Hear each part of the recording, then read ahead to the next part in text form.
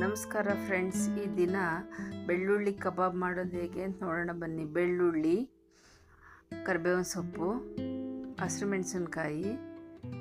ಮೆಣಸಿನ್ಕಾಯಿನ ಎಣ್ಣೆಯಲ್ಲಿ ರೋಸ್ಟ್ ಮಾಡಿ ಇಟ್ಕೊಂಡಿದ್ದೀನಿ. ಚಕ್ಕೆ, ಲವಂಗ, ಪುದೀನ ಸೊಪ್ಪು, ಕೊತ್ತಂಬರಿ ಸೊಪ್ಪು, ಶುಂಠಿ. ನೆಕ್ಸ್ಟು ಇದು ಕೋಟಿಂಗಿಗೆ ಜೋಳದ ಹಿಟ್ಟು ಒಂದು 5 ಸ್ಪೂನು, ಸ್ವಲ್ಪ ಅರಿಶಿನದ ಪುಡಿ, ಮೈದಾ ಹಿಟ್ಟು 2 ಸ್ಪೂನು, ಅಕ್ಕಿ ಹಿಟ್ಟು 1 ಸ್ಪೂನು, ಮೊಟ್ಟೆ 2, ಉಪ್ಪು, ಮೊಸರು, ಕಸ್ತೂರಿ ಮೇಥಿ, ಚಿಕನ್ನು, ತೊಳೆದಿಟ್ಕೊಂಡಿರೋ ಅಂಥ ಚಿಕನ್ನು ಸುಮಾರು ಒಂದು 1/4 kg 1.5 kg ಐತೆ ನೋಡಿ. ಈಗ ಮಾಡೋದು ಹೇಗೆ ಅಂತ ನೋಡೋಣ ಬನ್ನಿ. ಇದನ್ನೆಲ್ಲ ನುಣ್ಣಗೆ ರುಬ್ಕೊಳ್ಳೋಣ. ಬೆಳ್ಳುಳ್ಳಿ, ಹಸಿರು ಮೆಣಸಿನ್ಕಾಯಿ ಎಣ್ಣೆಯಲ್ಲಿ ರೋಸ್ಟ್ ಮಾಡಿರೋದ್ರಿಂದ ನಮಗೆ ಯಾವುದೇ ರೀತಿಯಾದ ಗ್ಯಾಸ್ಟ್ರಿಕ್ ಆಗಲ್ಲ. ಇವುಗಳನ್ನ ನೀರು ಹಾಕ್ತೇನೆ ನಾವು ರುಬ್ಕೋಬೇಕು, ನೀರು ಹಾಕ್ಬಾರ್ದು ನೋಡಿ. ಈಗ ರುಬ್ಕೋತಾ ಇದ್ದೀನಿ, ಅದು ನುಣ್ಣಗಾಗಿಲ್ಲ.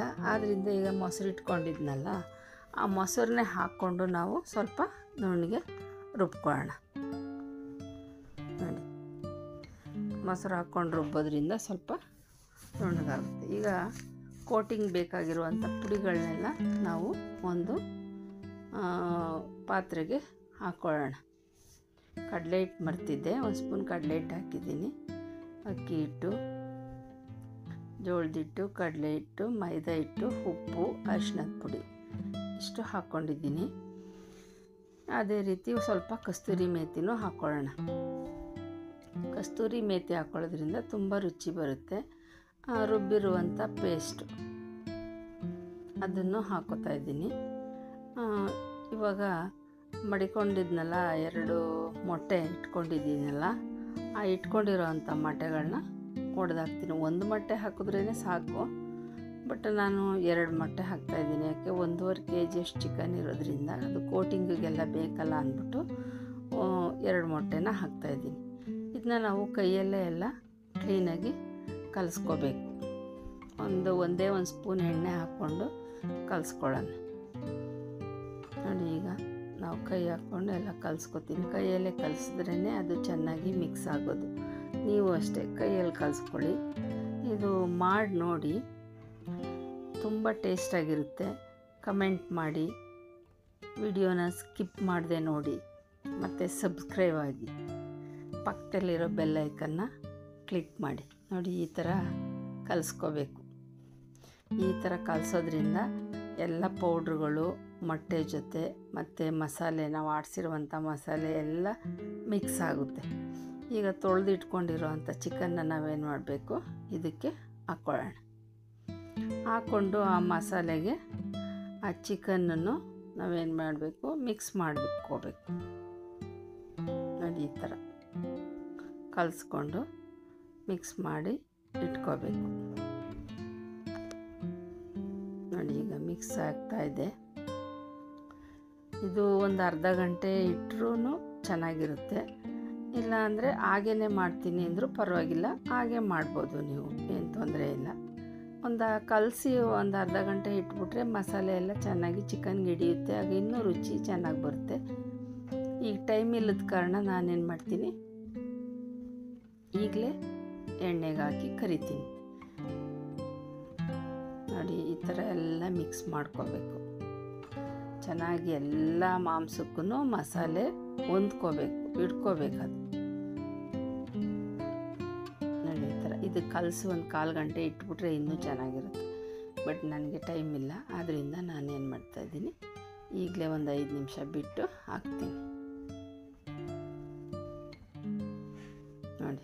ಈ ಥರ ಅದು ಸೈಡ್ಗೆ ಇಟ್ಬಿಟ್ಟು ಈಗ ಎಣ್ಣೆ ಕಾಯಕ್ಕೆ ಇಟ್ಕೊಳ್ಳೋಣ.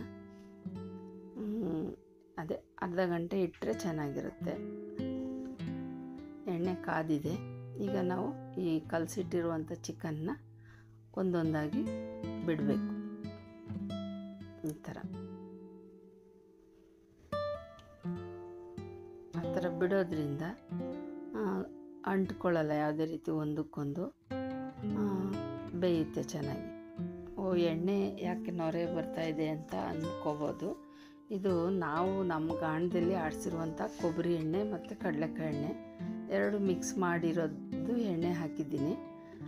ಆಡಿಸ್ಲಿಕ್ಕೆ ಯಾವುದೇ ರೀತಿಯಾದ ಕೆಮಿಕಲ್ ಅದು ಏನು ಹಾಕಲ್ಲ. ನಾವು ನೀರು ಹಾಕಿ ಆಡಿಸೋದ್ರಿಂದ ಸ್ವಲ್ಪ ಎಣ್ಣೆ ನೊರೆ ಬರುತ್ತೆ.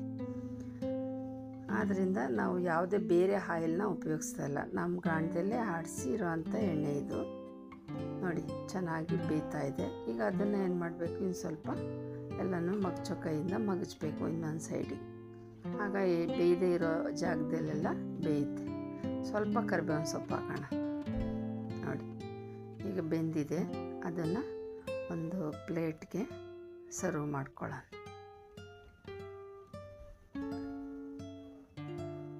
ನೋಡಿ ಅದು ಎಷ್ಟು ಚೆನ್ನಾಗಿ ಬಂದಿದೆ ಕಲರ್. ಯಾಕೆ ನಾನು ಯಾವುದೇ ರೀತಿಯಾದ ಫುಡ್ ಕಲರ್ ಏನೂ ಹಾಕಿಲ್ಲ, ಅರಿಶಿನದ ಪುಡಿ ಬಿಟ್ಟರೆ. ಆದ್ದರಿಂದ ಅರಿಶಿನ ತುಂಬ ಒಳ್ಳೆಯದಲ್ಲ, ಅದಕ್ಕೆ ತುಂಬ ಚೆನ್ನಾಗಿ ಬಂದಿದೆ. ಈಗ ಇನ್ನೊಂದು ಸರಿ ಬಿಡೋಣ, ಮತ್ತೆ ಒಂದು ಸರಿ ಬೇಯಿಸ್ಕೊಳ್ಳೋಣ.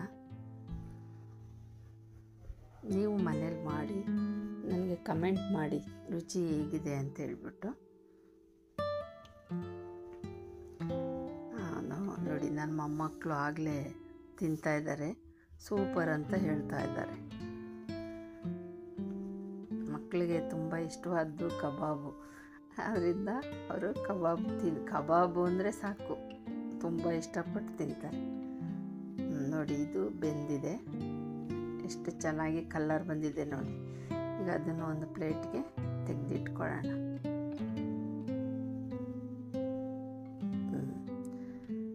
ಕಬಾಬು ಈಗ ರೆಡಿಯಾಗಿದೆ. ನೀವು ಮಾಡಿ ನೋಡಿ, ಕಮೆಂಟ್ ಮಾಡಿ ನನಗೆ. Thank you for watching.